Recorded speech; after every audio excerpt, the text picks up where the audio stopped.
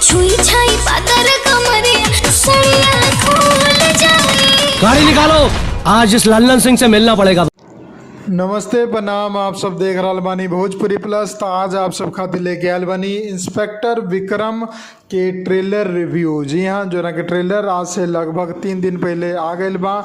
जो ना के नाम बा इंस्पेक्टर विक्रम, जो ना में शशांक गुप्ता, संजय पांडे, शिवा वर्मा, अयाज खान और भी अनेकों कलाकार बाड़े। प्रोड्यूसर बाड़े विनोद कुमार जी, डायरेक्टर बाड़े राम ब्रिक्स ग्राउंड जी। जी हाँ, तो जो कि ई ट्रेलर बा आप लोग NL music entertainment YouTube channel पर जाके देख सकता नहीं।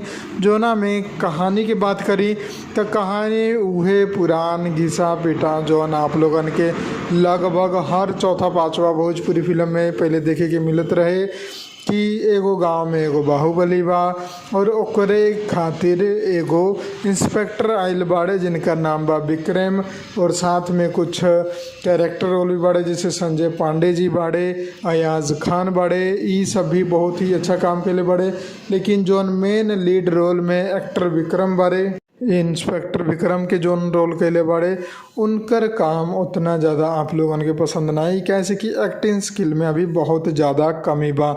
लेकिन स्टोरी जोन बा वो पूरा हमें लाग रहा बा कि सलमान खान के जोन वांटेड फिल्म रहे उसमें से कोनो सीन उठाल गया बा कि शुरू में केहू के पता ना रहेला कि वो इंस्पेक्टर बा, लेकिन लास्ट में सबके पता चल जाला कि ई त एगो पुलिस वाला बा।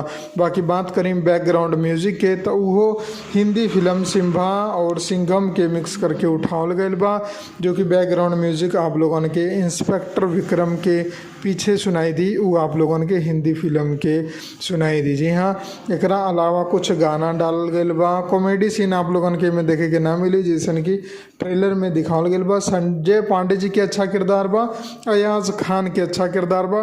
बाकी कोनो किरदार में इतना ज़्यादा दम ना लागल हमें।